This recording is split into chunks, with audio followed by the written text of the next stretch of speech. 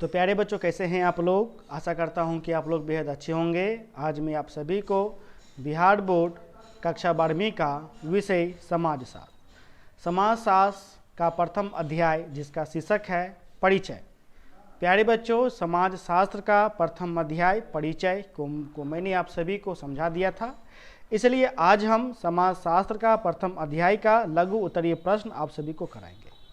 प्यारे बच्चों, यदि हम इस अध्याय का आप सभी को लघु उत्तरीय प्रश्न नहीं भी कराता तो चलता, क्योंकि इस अध्याय से नहीं के बराबर प्रश्न आपके एग्जाम में आते हैं, या कभी कभी तो कभी आता ही नहीं है इस अध्याय से, ठीक है। लेकिन फिर भी मैं आप सभी को प्रश्न उत्तर करा दे रहा हूँ। इसे यदि आप अपनी कॉपी पे लिखना चाहते हैं तो वीडियो के डिस्क्रिप्शन बॉक्स में जाएं, वहाँ दिए गए लिंक को क्लिक करें, इसे अपने कॉपी में लिखें। और यदि आपने अभी तक 12th पेड कोर्स ज्वाइन नहीं कर रखा है तो प्यारे बच्चों, आप अवश्य रूप से ज्वाइन कर लीजिए। 3 दिनों तक आपका जो फ़ी है वो पूरे कोर्स का 1000 फ़ी है। 3 दिनों के बाद आपको 1500 हो जाएंगे, जिसमें आपको सभी विषय का chapter wise question answer, MVVI VVI question, guess question अक्टूबर के अंत में दिया जाएगा। अत्यधिक जानकारी के लिए आप हमें कॉल कर सकते हैं। हमारा नंबर है 70 150 45 52। और यदि आपने अभी तक ब्रिलियंट ऑब्जेक्टिव नहीं खरीदे हैं तो आप अवश्य रूप से खरीदने लीजिए। ब्रिलियंट का गैस पेपर भी मार्केट में आ गया है, आप चाहें तो खरीद आप सकते हैं, ठीक है। तो प्यारे बच्चों, आपका जो पहला प्रश्न निकल करके आता है, पहला प्रश्न है समाजशास्त्र को परिभाषित कीजिए। मैंने आपको लेक्चर के वीडियो में भी समाजशास्त्र को समझाया था। मैंने क्या कहा था कि समाजशास्त्र क्या है। तो समाजशास्त्र वह है जिसमें हम अपने समाज का, यानी अपने समाज में रह के समाज की घटनाओं का, समाज की परिस्थिति का और उनके स्वरूप का क्या करते हैं, तो जानकारी प्राप्त करके अध्ययन करते हैं, ठीक है। और जिस प्रकार का समाज होता है आप उस प्रकार से प्यारे बच्चों व्यवहार करते हैं, ठीक है। तो यह अध्ययन करना ही मुख्य रूप से आपका समाजशास्त्र कहलाता है, ठीक है। तो देखिए, समाज की घटनाओं, परिस्थिति और उनके स्वरूप के बारे में जानकारी प्राप्त करना समाजशास्त्र कहलाता है। समाजशास्त्र समाज के व्यवस्थित वैज्ञानिक अध्ययन पर आधारित होती है, ठीक है।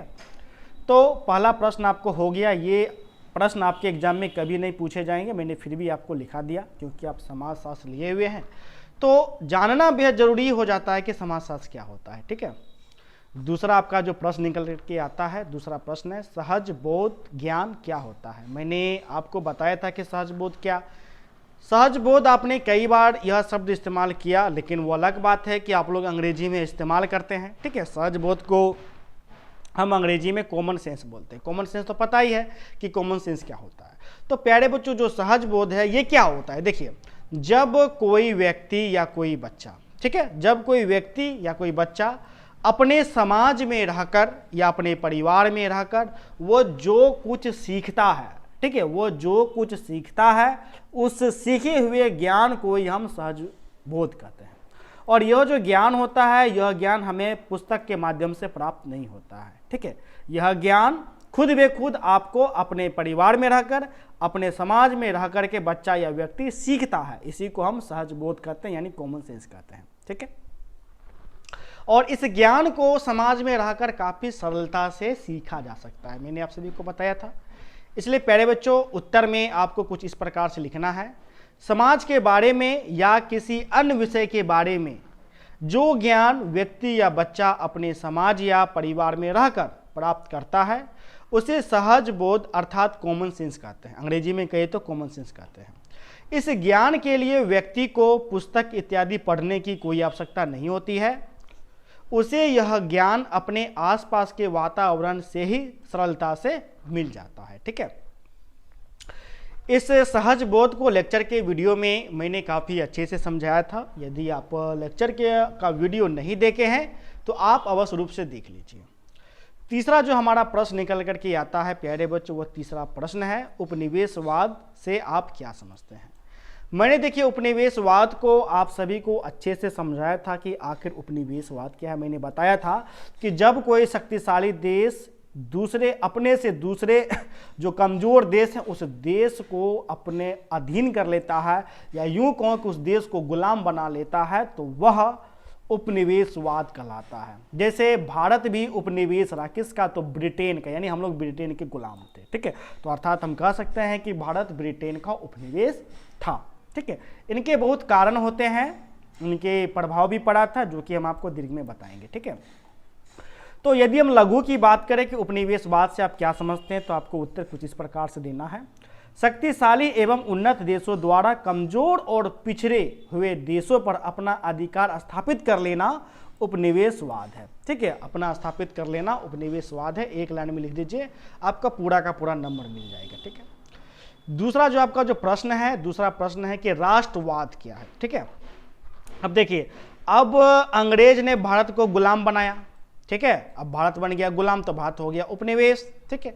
अब यहाँ के लोग जो भारतीय हैं, वो भारतीय तो देख रहा है कि अंग्रेज हमको सता रहा है, अंग्रेज हम पे अत्याचार कर रहा है।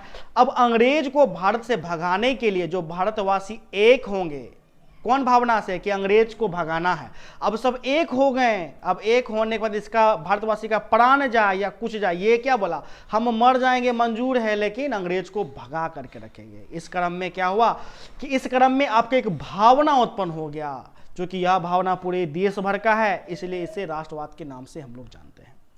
जैसे देखिएगा, भगत सिंह आपका फांसी पर हंसते हंसते लटक गए। क्यों लटक गए? क्योंकि वो अंग्रेज को भगाना चाहते थे। इसलिए राष्ट्रवाद के अंतर्गत लोग जो है मर मिटने को तैयार हो जाता है, ठीक है। तो आपका एग्जाम में पूछेगा कि राष्ट्रवाद क्या है, तो उत्तर आपको कुछ इस प्रकार से देना है। जॉन एच रेंडल, ठीक है, जॉन एच रेंडल का मत है, यानी उनका कहना है, राष्ट्रवाद संभवतः एक ऐसे विचार का सिद्धांत है जिसके लिए आज भी मानव समुदाय अपना प्राण न्यौछावर करने को सिद्ध करता है, यानी कि प्राण देने के लिए वो तैयार रहता है राष्ट्रवाद के लिए, ठीक है। राष्ट्रवाद के अतिरिक्त अन्य कोई सिद्धांत या शक्ति किसी एक देश के निवासियों को रोमांचित नहीं कर पाती, यानी इसके अलावा कोई सा भी शक्ति, कोई सा भी सिद्धांत देशवासी को रोमांचित नहीं कर पाता है जितना राष्ट्रवाद आपको कर पाता है, ठीक है। और राष्ट्रीय भावना या चेतना को छोड़कर दूसरा कोई विचार एक देश के निवासियों को प्रेरणा एवं जीवन दान प्रदान नहीं कर पाता है, ठीक है। आम भाषा में कहिए कि राष्ट्रवाद वह है जिसमें पूरे देश भर में देश भर में एक भावना के जरिए लोग एक संगठित हो जाते हैं। संगठित होने के बाद इस भावना के अंतर्गत लोग अपना प्राण तक न्यौछावर करने को तैयार हो जाते हैं, ठीक है। नेक्स्ट आपका प्रश्न है, अनेकता में एकता से आप क्या समझते हैं। मैंने आपको बताया कि भारत एक विशाल देश है। यदि हम क्षेत्रफल की बात करें तो दुनिया का 7वां सबसे बड़ा देश है। इस देश में अनेक धर्मों के लोग रहते हैं, अनेक जातियों के लोग रहते हैं, अनेक मजहबों के लोग रहते हैं, अनेक भाषा बोला जाता है, अनेक संस्कृति है, यानी कोई लुंगी पहनता है तो कोई धोती पहनता है, कोई बुर्का पहनती है तो कोई घाघरा और चोली, तो कोई साड़ी पहनती है, ठीक है। तो अनेक प्रकार का देखिए विविधता है, बिल्कुल है। लेकिन फिर भी जो भारतवासी है, यानी कि हम लोग खुशी खुशी एक ही छत के नीचे रहते हैं, अर्थात एक ही देश में रहते हैं, किसी भी तरह का कोई दिक्कत नहीं होता है। तो हम लोग जो मिलजुल के रहते हैं, इतना विविधता होने के बाद आखिर कैसे रह पाते हैं? तो रहने का पीछे का एक कारण है। वह कारण क्या है? वह कारण है प्रेम बंधन का। किस बंधन का? तो भाईचारे का। यानी भाईचारे का जो बंधन है वह इस प्रकार से बंधन है जो कि प्यारे बच्चों अदृश्य है, ठीक है, जिसे हम देख नहीं पाते हैं।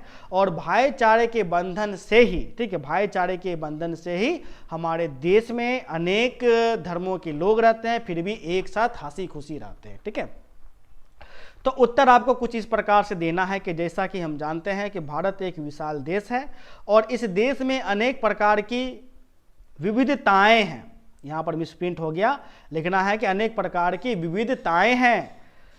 यह भी बताएं, एक मिनट, मिसप्रिंट हो गया है, आप लोग सुधार है ना कर लीजिएगा। आपको इस प्रकार से कुछ उत्तर लिखना है कि जैसा कि हम जानते हैं कि भारत एक विशाल देश है और इस देश में अनेक प्रकार की विविधताएं हैं।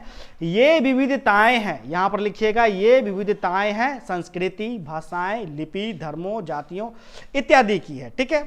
फिर भी भारतवासी एक साथ खुशी खुशी एक ही देश में रहते हैं, मानो जैसे ये किसी एकता के अदृश्य धागे से बंधे हुए हैं। इसलिए हमारे प्रथम प्रधानमंत्री नेहरू ने कहा है कि भारत में भले ही विविधता है लेकिन विविधता में एकता है। लेकिन क्या है? विविधता में एकता है, ठीक है। यह तब नेहरू जी बोले थे जब हमारा प्यारा देश भारत आज़ाद हुआ था, तो अंग्रेज जब जा रहे थे तो अंग्रेज ने कहा था कि देखो भारत का जो विभाजन हुआ है, जो कि आप लोग जानते हैं कि विभाजन होकर के पाकिस्तान बना है, तो अंग्रेज कहते हैं कि भारत का विभाजन वो धर्मों के आधार पर हुआ है, इसलिए भारत आगे चलकर और देशों में बंट जाएगा, खंड खंड बंट जाएगा। यानी कि जो मराठा बोलता है मराठा का महाराष्ट्र देश बना लेगा, जो पंजाबी बोलता है तो पंजाबी का पंजाब देश बना लेगा, जो बंगाली बोलता है तो बंगाली से बंगाल देश बना लेगा, ठीक है। इसी प्रकार जो मैथिली बोलता है तो मिथिला देश बना लेगा। तो अंग्रेज इस प्रकार से जो टिप्पणी किया था, इसी टिप्पणी का जवाब हमारे जवाहरलाल नेहरू जी ने दिया था। ये जो भारत के प्रथम प्रधानमंत्री थे, उन्होंने कहा था अंग्रेज को कि देखो अंग्रेज, भले ही हमारे देश में विविधता है, लेकिन इस विविधता के पीछे क्या है, तो अनेकता है। वो इसका कारण क्या है, तो हम लोग खुशी खुशी एक साथ भाईचारे की तरह रहते हैं, जो कि एक अदृश्य बंधन से बंधा हुआ है, ठीक है। तो नेक्स्ट आपका जो प्रश्न निकल करके आता है, नेक्स्ट आपका प्रश्न है समुदाय से आप क्या समझते हैं, ठीक है। समुदाय से आप क्या समझते हैं, ये आपका लास्ट प्रश्न है, इसके बाद लघु आपका खत्म हो जाएगा। सबसे छोटा अध्याय है, परिचय ही है, इसलिए इसमें कम आपका प्रश्न बनेगा। तो उत्तर आपको कुछ इस प्रकार से लिखना है। समुदाय शब्द अंग्रेजी कम्युनिटी का हिंदी रूपांतरण है। किसका रूपांतरण है, तो कम्युनिटी का, जो लैटिन भाषा के कम, जिसका अर्थ है एक साथ में, जिसका अर्थ है एक साथ में, ठीक है। और ग्रीक भाषा म्यूनिस, जिसका अर्थ है सेवा करना, यानी कि सेवा करने से, जिसका अर्थ क्या है, तो सेवा करने से है। इस प्रकार समुदाय शब्द का अर्थ साथ मिलकर सेवा करने से है। क्या मिलकर, साथ मिलकर सेवा करने से है, ठीक है। अर्थात समुदाय का मतलब होता है एक साथ मिलकर के सेवा करना, ठीक है। मैकाइवर एवं परेज के शब्दों में जहां कहीं एक छोटे या बड़े समूह के सदस्य एक साथ रहते हुए किसी विशेष उद्देश्य में भाग न लेकर सामान्य जीवन की मौलिक दशाओं में भाग लेते हैं, तो उस समूह को हम समुदाय कहते हैं, ठीक है। तो प्यारे बच्चों, आपका समाज शास्त्र का प्रथम अध्याय का लघु उत्तरीय प्रश्न आपका समाप्त हो चुका है। हम अगले वीडियो में, यानी कल के वीडियो में आप सभी को, ठीक है, आप सभी को दीर्घ और वस्तुनिष्ठ एक साथ करा दूंगा। तब तक के लिए धन्यवाद, बाय, जय हिंद।